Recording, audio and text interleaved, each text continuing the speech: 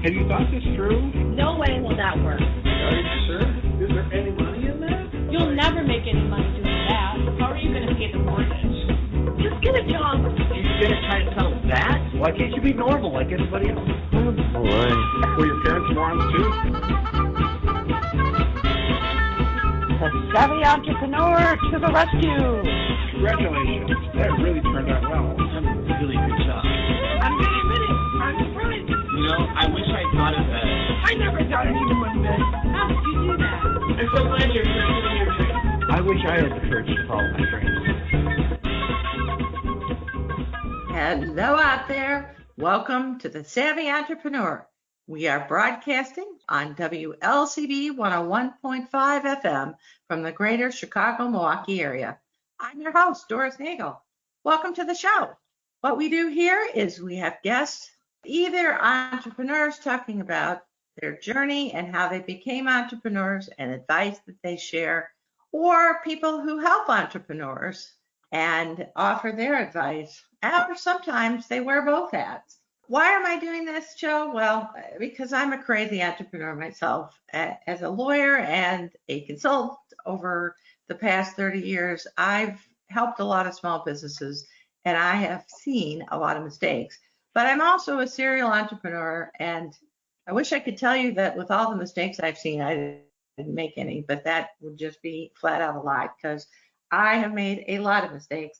So my passion is to share what I've learned and find other experts to share their advice and insights to hopefully make your journey as an entrepreneur just a little faster and easier and maybe a little bit more fun and inspirational. I always welcome comments, questions, suggestions. If there's a topic you'd like to hear about, you've got an issue or a challenge, just email me at dnagel, N-A-G-E-L, at lakesradio.org. Now, I promised you a guest, and so without further ado, I would like to introduce our guest for today. Here with us today is David Liebman. He's the managing broker of a company called Merit Partners, which is an experienced team of real estate professionals focusing since 2014 on office, industrial, and commercial real estate. Now, David is a broker specializing in buyer and tenant representation, site acquisition, leasing, purchases, and build-to-suits of industrial and office buildings and land.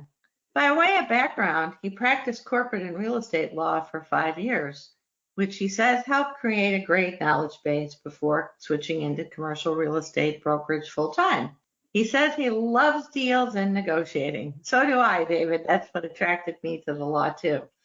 He says he's fascinated by all aspects of education, which he thinks is a key to everyone's overall life success, satisfaction, and enjoyment of the world around us. Until December of last year, 2019, he was a board member and a board chair, most recently before he stepped off, of an organization called Youth Build Lake County, which is a not-for-profit that educates and trains underserved young adults 18 through 24. And hopefully we'll get a chance sometime during the hour, David, to talk just a little more about that, because obviously the need for those kind of support networks like that has only grown with the whole COVID experience. He says it was an awesome but also a humbling experience. In his spare time, too, he somehow has made time to officiate youth, adult, and college hockey. He loves the game, played in adult leagues for 25 plus years until injuries forced him to give it up. But he says he's still calling games as official out there. So with that introduction, David, thanks so much for being on the show today. Welcome to the Savvy Entrepreneur. Well, Doris, thank you very much for that kind and in-depth introduction. I don't know what else I'm going to talk about now. Well, I'm sure we'll find something. But I think the most natural place is to talk a little about you and your business. You mentioned in the bio that you shared with me that you practice real estate and commercial law, but then made the transition as a real estate broker. What led you to do that? I mean, as a lawyer, obviously, you could do lots of different things, but what took you in that direction? Well, I always have had the utmost respect for the law and for lawyers And those who practice it and do it well, quite frankly, I kind of fell into it. It was an accident pursuant to my original job out of college, which was working for my father's design and manufacturing company on the south side of the city, where I started doing a lot of contract administration work, and we had quality assurance work associated with the construction of nuclear power plants, and it was very kind of interesting niche business. Yeah, it was kind of weird, but it was fun too. And I felt that because I was getting involved in a lot of the documentation and what have you, that a legal background would help me a lot in that position. So I made the command decision to go to night law school, which I did. And partway through that process, working full time during the day. That's a tough route. Good for you. Wow. Well, it was, but I guess you can say I like being busy, and I sure was. Going to law school 4 nights a week and working 8 or 9 hours each day didn't leave a lot of time for much else, except for maybe studying. But in any event, partway through, I decided I really wanted to practice law and not continue on in the business. So told my dad to sell the company. I was going to move on to the field of law, and I started actually in litigation, which frankly I hated. The whole adversarial milieu just wasn't for me. I found litigation to be basically destructive law. That is, you're trying to destroy your opponent at every turn. And it really didn't matter a lot about the merits of your case. I found that to be kind of like a secondary issue. You really just had to win. I just didn't care for it. And I wanted to be a constructive attorney. I wanted to help people create or do things or get things done or do business or real estate transactions. And so that's where I made the switch to a different firm and a different kind of practice. And for a while, it was fine. But frankly, Doris, I found out I really wasn't a very good lawyer. I really wanted to be out in the world talking and meeting with people. I didn't want to be buried in the law library. I didn't want to be writing briefs or, arguing over various things in a courtroom if that's what it took. And so I began to talk to people in the real estate business because I had done a few real estate deals and some zoning transactions and some actual closings of commercial deals while I was practicing law. And I really found that whole area and all the people I met in that area to be much more interesting, having more fun, and making a lot more money than I was at the time. So Sounds like a no-brainer. Yeah, it wasn't. And so I started going out and talking to everybody in commercial real estate. I talked to brokers, I talked to bankers, I talked to developers, I talked to lenders, I talked to asset and property managers. You name them, I talked to them. And finally, at the end of the day, it seemed to make sense that I should start in the brokerage ranks to really get a feel of the business and to get the most out of my desire and my goal, which was negotiating and doing deals. And I found that the people in the industrial property realm were the most interesting, the most normal, I guess, for lack of a better word, people that I really felt I could relate to. And so that's where I started. I started in industrial brokerage at then Coldwell Banker Commercial, which is now CBRE. And of course, months into my first days in the commercial real estate business, we went into a recession in 1990, and it was a long haul to get out of it. But I stuck it out and began to do well, and the rest, as they say, is history. What about Merit Partners, where you're a managing broker now? Is that a firm you started or helped start? What's the backstory there? And talk a little bit more about what exactly Merit Partners focuses on. Sure.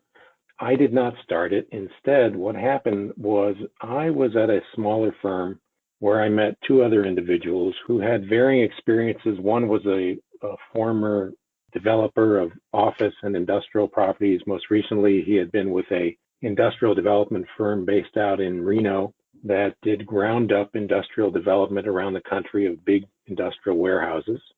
And another individual who had been an office broker and then a developer in Chicago and a redeveloper, most particularly. He was involved in a lot of what we refer to as adaptive reuse of existing commercial properties.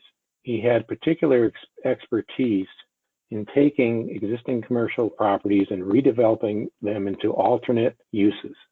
And the 2 of them and I came to another person who had a smaller brokerage firm.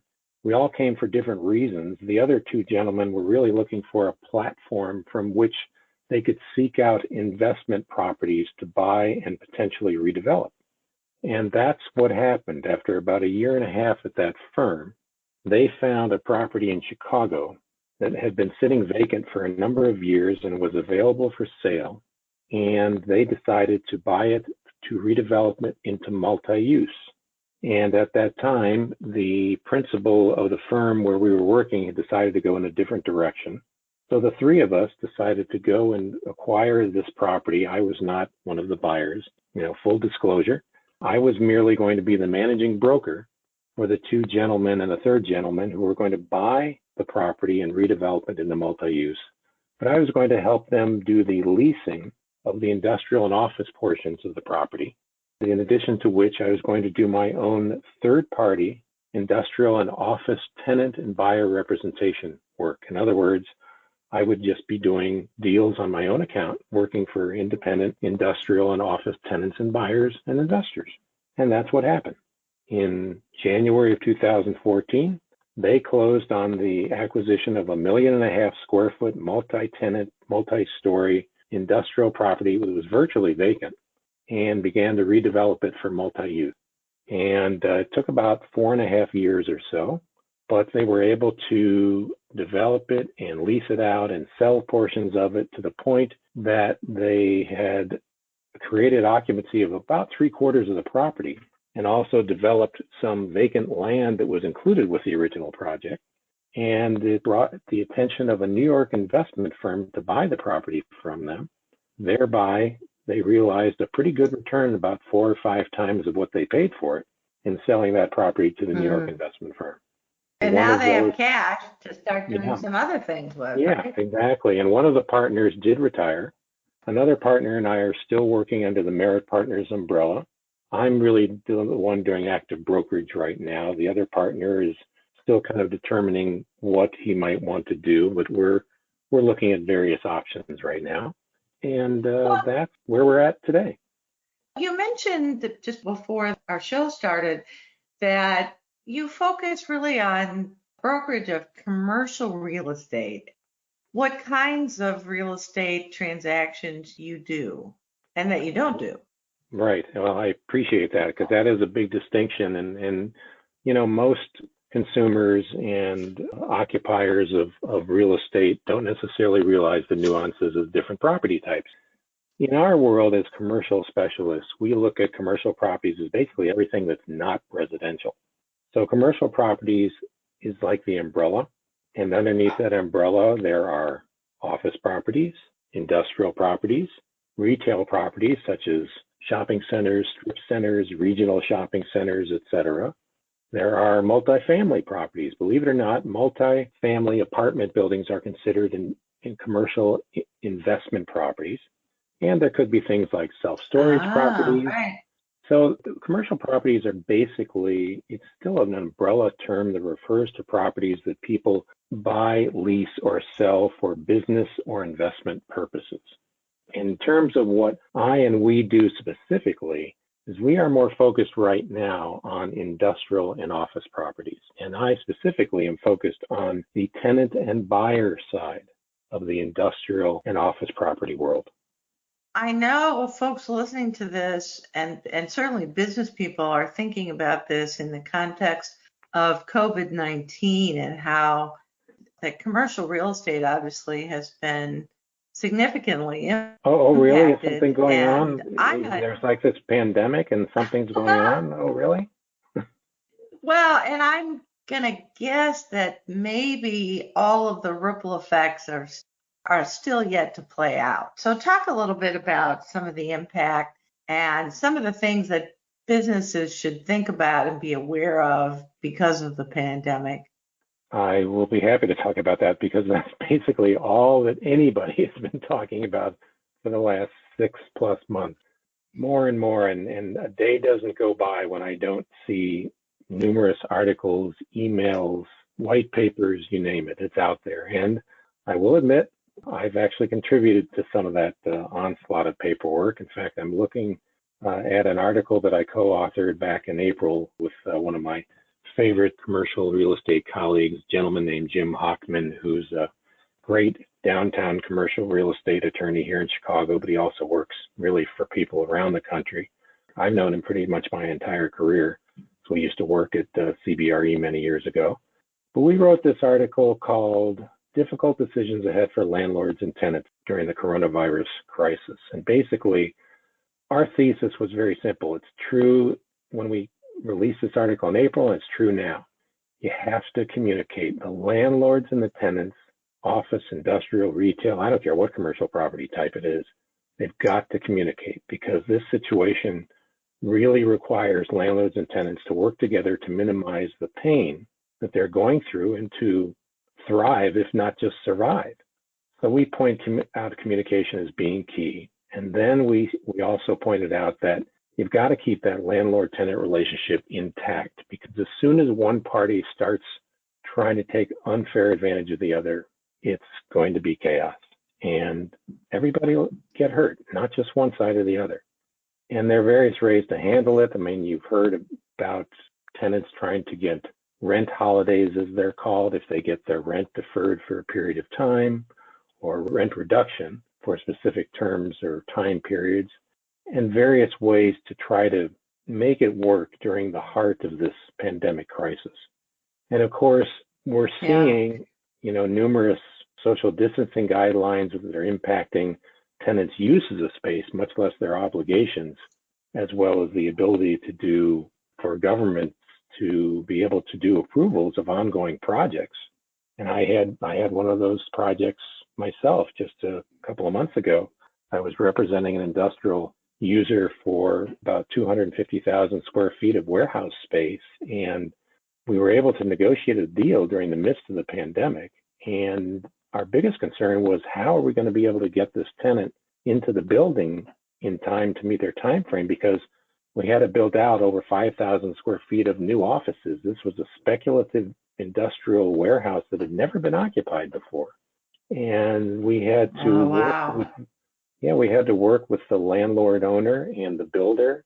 We had these weekly online video calls to get, a dozen people on the line at the same time, go through all the details, make sure we were able to get government approvals on time, which was very difficult because a lot of the approval authorities, they were all working from home too. So it was a big challenge, but everybody pulled together and made it work. And actually the client just moved in this month, and they're very happy with the base. And, it was challenging.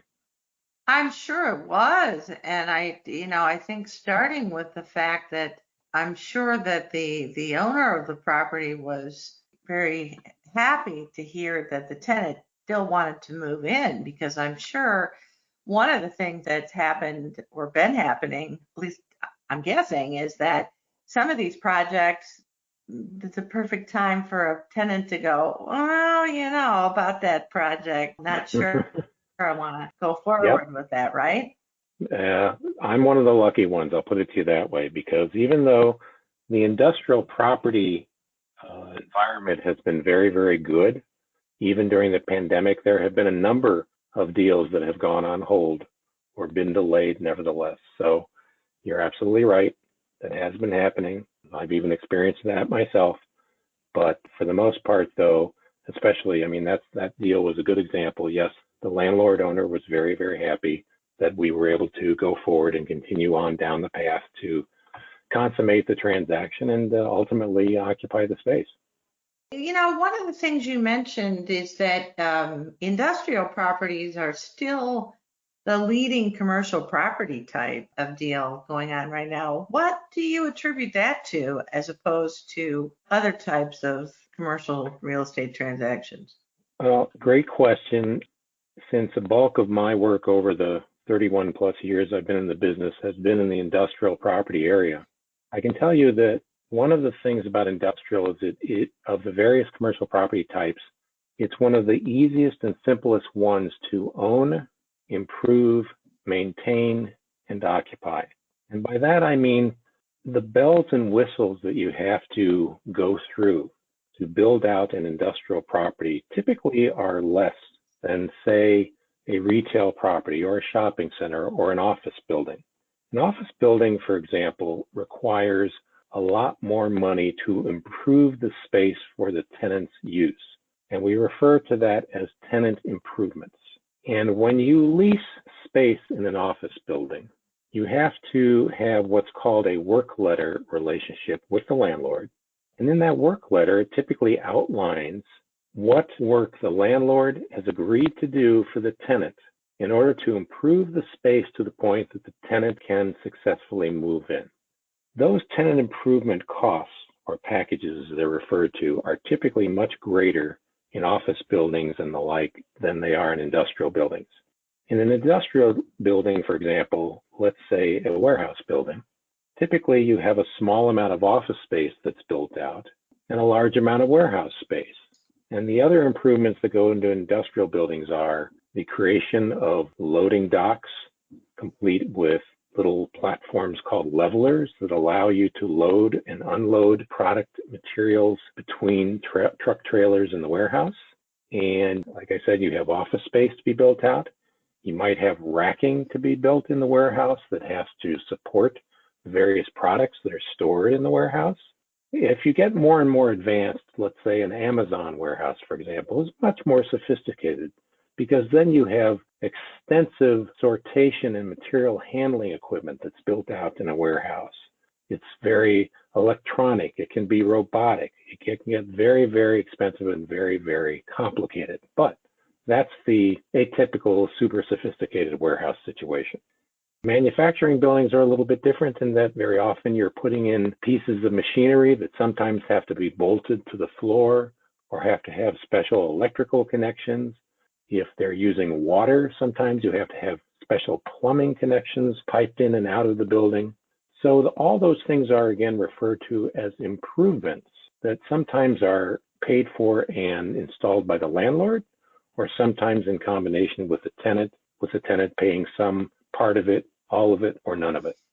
The industrial properties are generally much easier to occupy, own, and operate than most other property types. And so the investment world really likes industrial properties. Has that changed at all with COVID-19, or do you see that changing? If anything, it's probably intensified a bit because, again, office spaces are taking a big hit during the pandemic because, people don't want to congregate in small office spaces with each other. Right. Industrial properties, they're still much in demand, not the least of which is because e-commerce has just about taken over the industrial world in so many ways. And so that all the e-commerce providers, be they warehouses for Amazon, Walmart, Target, medical companies, Target. Yeah. Oh yeah. I mean, they all need warehouses. So if anything, it's intensified the demand for warehouse properties. It's easier to social distance in a warehouse too, generally, because there just aren't as many people per square foot, my guess is. Right. So. That's right. In fact, in that warehouse deal I referred to earlier that we built for our client, the 5,500 square feet of office space that was built out already has installed a lot of social distancing and safety measures to make sure that they can still occupy that office space comfortably within the 252,000 square foot warehouse. Talk a little bit about the whole HVAC ventilation, because I have no doubt that, even my gym that I've gone to a couple of times, I've been brave enough to go, people ask questions. What about the ventilation system? Is it adequate now that we got all this COVID stuff we're worrying about? Yeah. There has been, as you can imagine, you're absolutely right.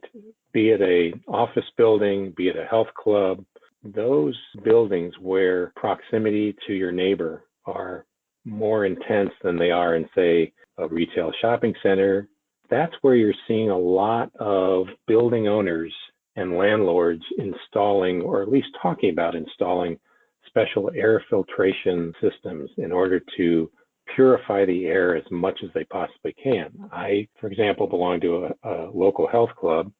They went through an extensive remodeling, ironically, starting last September that was just completed. And now during the pandemic, they only have a small portion. I don't even think they have 20% of membership have come back to use the club. even though they've installed a really sophisticated air filtration system in the club. I personally am not comfortable enough despite that system, and there are a number of buildings nonetheless, especially office buildings, where they are installing those types of systems. But really it boils down to what's the comfort level of the individual workers and employees at the tenants that occupy the various buildings. How comfortable are they going to be to come back into that environment? Yeah, it's interesting because I'm sure I'm just thinking as a homeowner, anytime somebody says you need to replace the HVAC, you're thinking cha-ching, cha-ching, right? Which is a challenge, I'm sure, for landlords because they want tenants to feel safe. And this is one way to do it. But, you hate the idea of making that kind of an investment only to find that your tenants or your tenants' customers still don't feel safe, right? Right, and therein lies the rub. I mean, you've identified it perfectly.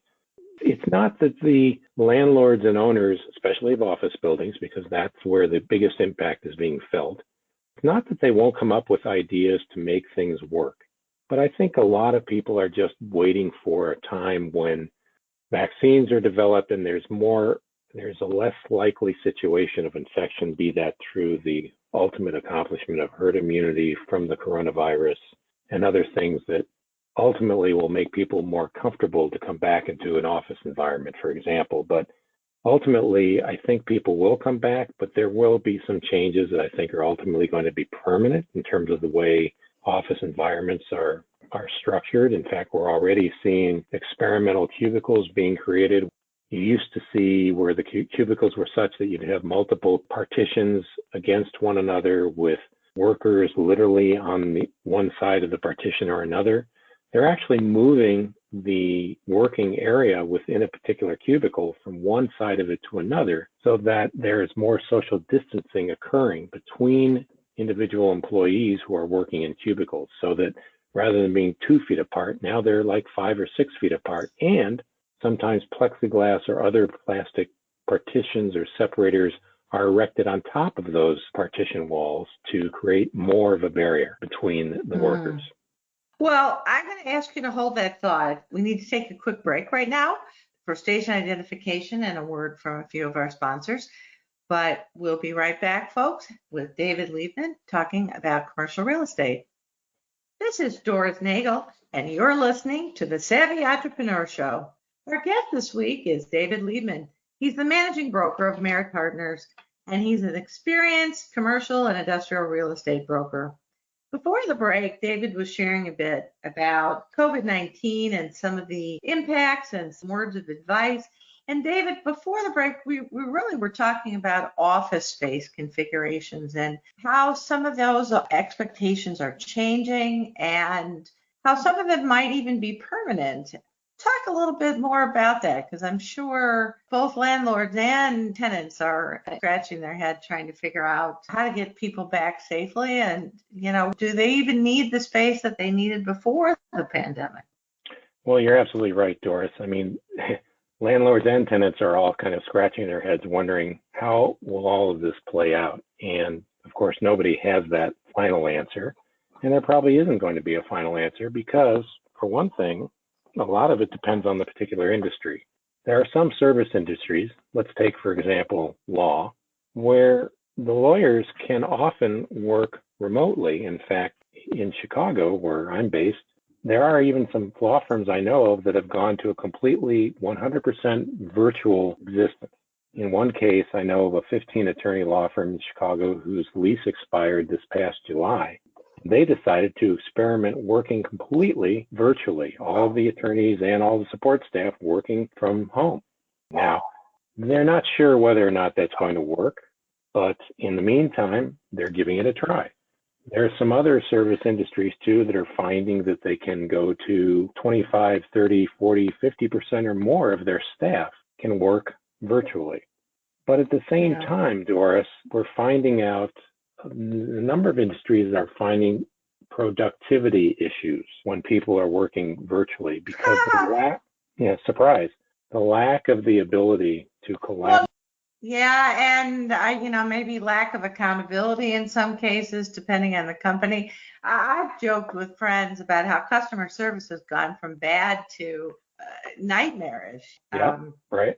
Hmm. As you say, it probably depends on the segment and what the long-term implications are going to be. That's right. And just some industries are more able to adapt better than others to a virtual environment, but not everyone does. And in fact, even those who think they might are probably finding out that the lack of collegiality, at least, of being in the same office with people to be able to interact socially as well as for work reasons. I mean, those are big impacts that a lot of firms really can't afford to withstand permanently. I mean, it just plain won't work. They're all kind of experimenting and Right. finding out what they can handle or not. Right. It's certainly very difficult for new employees. I mean, it's one thing when you've built up relationships with people over a few years and you know how the company gets stuff done, but for a new person, it's very difficult. I wonder, do you think we'll start to see more of the old model? I think some of the big consulting firms used to use, I think that what they call it, office hoteling, where Right. instead of you having your office you knew your office was the third from the end on the 55th floor, you go and when you need to come into the office, you maybe are in the office 1 or 2 days a week, or maybe not even that often, but you come in for a staff meeting or meeting with a client, and they give you a box and they say, this office or that office is vacant. Here's your box of stuff, and this is your office for the day. Do you think we'll see more of that? Well, definitely, you will. What's interesting about that, it was already moving in that direction before the pandemic, but the funny thing was it took a little left-hand turn. And by that, I mean, you've probably heard the term co-working. So Yeah. what that was is, of course, you had firms like WeWork or Industrious or some of these other companies that are basically they're large landlords that acquire by lease large segments of office space in various metropolitan and secondary metropolitan markets around the country, if not around the world. And you have individuals coming into these spaces and literally sitting on workbenches or sitting on tables or sitting in small little partially demised offices and working very often very close together. Well, as you can imagine, the pandemic really created a big hit, and not a good one, in the co-working world, because with social distancing, it's really not very advisable to have co-working space as it was before the pandemic. But what that means, though, is, as you say, this hoteling that was occurring, that term basically means when in an office space, you have an individual that only comes in maybe 1-2 days a week to an office environment. They don't have their own office. They don't have their own private office. They may or may not have their own cubicle. So hoteling was developed to allow these individuals to come into the space and spend some time, maybe a few hours a day for 1 or 2 days a week in that office, working in that office, but it's space that they use for their own use that day. And it might be used by somebody else tomorrow or the next day. So Right. there's a constant exchange of people coming in and out of the office. And this allows that particular firm to allow people to interact, yet at Right. the same time, not devote specific office space just to those individuals. I'm guessing you could probably cut, depending on if you're accurate about how often people come in and whether they have to book a space.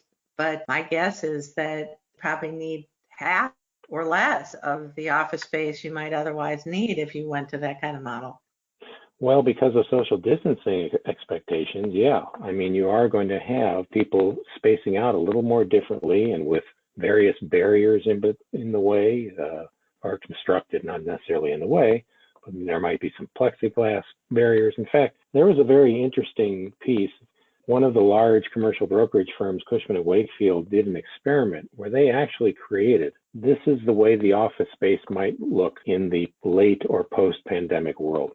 And they actually took unused office space that they occupied in one of the major metropolitan markets, and they turned it into what they called it as the coronavirus office space. And it was very, very interesting. They actually created, a lot of little placards on the floors so people knew how close they could get to one another. There were plexiglass barriers installed on cubicles. Cubicles were designed in a different way that allowed individual workers to social distance better. They had these two-floor environments that allowed you to move up and down between floors, either by elevators or by stairs in a socially distanced way. I mean, it was a fascinating exercise, and I think it, quite frankly, was more than an exercise. I think it is very instructive for what might be the look of the office space of the future. Interesting. Well, I know we can't share really very effectively on the radio show, but I turned this into a podcast so that people can listen even long after the show has broadcast. What I'll do is if you send me the links to both that as well as the article that you co-authored that you mentioned, when I post the podcast, I can certainly link to both of those, and I think that would be very interesting for people. Oh, by all means, be happy to do that. Fantastic. Well, I think we've probably kind of talked the whole COVID thing to death. Maybe that's a poor expression, but it's probably appropriate to pivot just a little bit and talk maybe more generally about some of the most common mistakes that you've seen in helping tenants negotiate over the years. I know there's some things you feel pretty passionately about.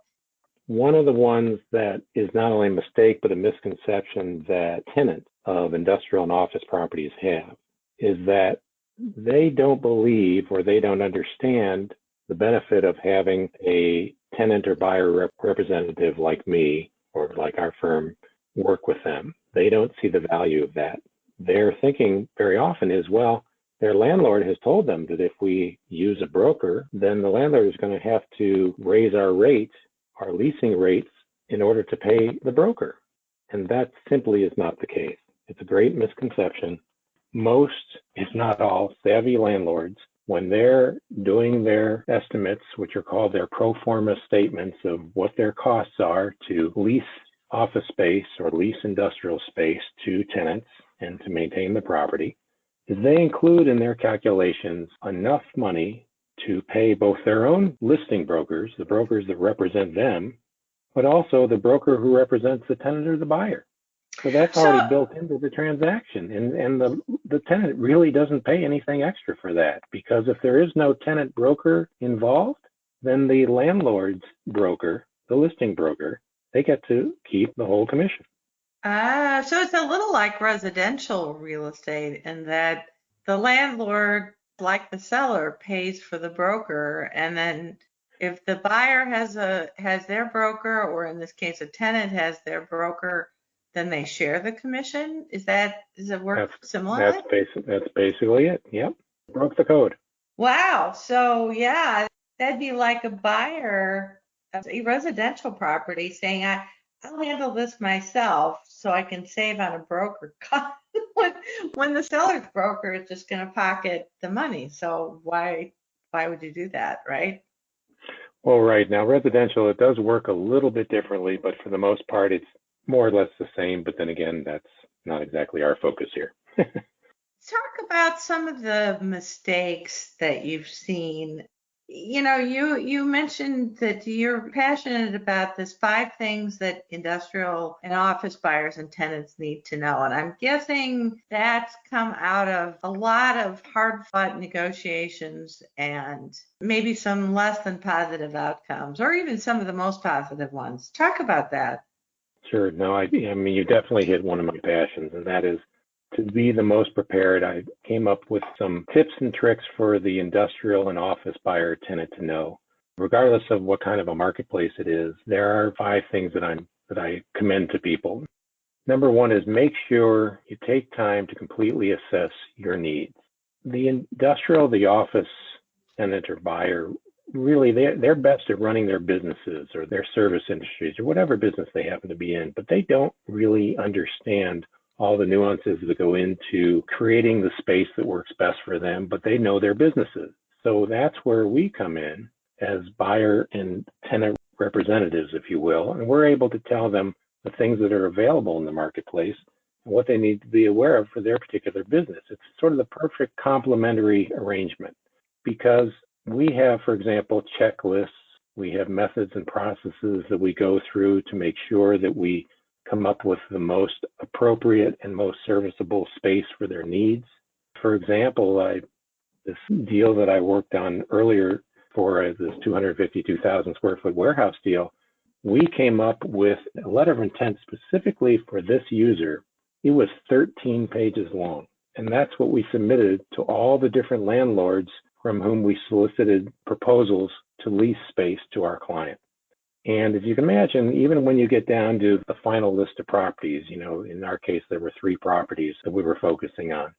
Negotiating all the terms of each one of those points on all 13 of those pages, that was a lot of work, but it was well worth it because the tenant got exactly what they were looking for at the end of the day. And even though it's a lot of work on the front end, it really, really pays off. I'm envisioning that a lot of folks, particularly if they maybe aren't as experienced in real estate, and frankly, they're not in the business of knowing real estate, you are. I'm envisioning a lot of tenants have requirements that they don't even know they have, or that they don't even know that they need to articulate. And I'm guessing that's where an experienced broker like yourself can really be helpful in translating these unarticulated thoughts and needs and wants into something that a landlord can actually understand and respond to. Well, that's absolutely right. And actually, you've hit on what I like to think is probably one of the most important lessons I learned even when I was practicing law, even before I got into the real estate business. And that was, I had a mentor who always said, write for the reader. Now, you might think of that as, well, it doesn't have anything to do with real estate. Well, it does, because all the saying means is you have to know who you're communicating with in order to be able to get the message across that you want to communicate. And communication, as I said even earlier when I was talking about that article that we co-authored, is you really do have to be able to communicate. And without that, nothing gets done right. And that's where, again, we come in with our expertise. We're able to create that communication between a tenant in terms of what they need, or a buyer in terms of what they need, and the landlord or seller who might or might not have the right property for them for their needs. Well, before we run out of time, and we are headed right up to the top of the hour, I want you to finish David Liebman's golden rules about. Sure. So that was point number 1. Point number 2 is you have to start the needs assessment process early. Sometimes a tenant will wait till like 3 months before their lease expires to do something. Big mistake. Quite frankly, whether you have a 2,000 square foot office lease or a 200,000 square foot industrial or office space, you really need to get way ahead of it. And we tell people you've got to get at least anywhere from 12 to 24 months out ahead of time to really start talking about what your needs are. Quite frankly, during the pandemic, it can even be more than that, because now as the market starts to change, people really need to really get out early and see, well, maybe there's some opportunities I should take advantage of now, which might allow me to extend my lease now and take advantage of long-term savings.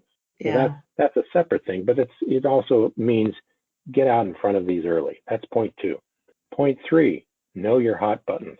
Every business and industry has specific issues or specifications that are either make or break their deal. It could be labor issues. It could be the best location. It could be customer service considerations. But in any event, you've got to come out and understand what are the optimal points that you need to have fulfilled in order to get the best space that works for you and your business. That's point 3. Point 4, assess the impact of digital disruption. Well, needless to say, we have a hugely technology and internet-based society, whether it's based on things like software as a service, or whether you're impacted by the use of big data, which is a whole nother part of the world. But to properly have your business work, you must take advantage of the technology opportunities that are at your disposal, and make sure that you have all the systems, software, and space that you need to create the optimal digital presence for your business. Lastly, and I'll admit, full disclosure, this is self-serving, engage the most experienced real estate professionals that you can. If you try to go this on your own, you're just not going to get the result that you ultimately want. You're going to spend a lot more time and likely a lot more money than if you work with seasoned real estate professionals when you're trying to assess comparable sales and leases, find the appropriate space in the markets you want to be in, prepare or submit negotiating letters of intent or offers to purchase. I mean, you just have to ensure that you are able to work efficiently with a landlord or a seller.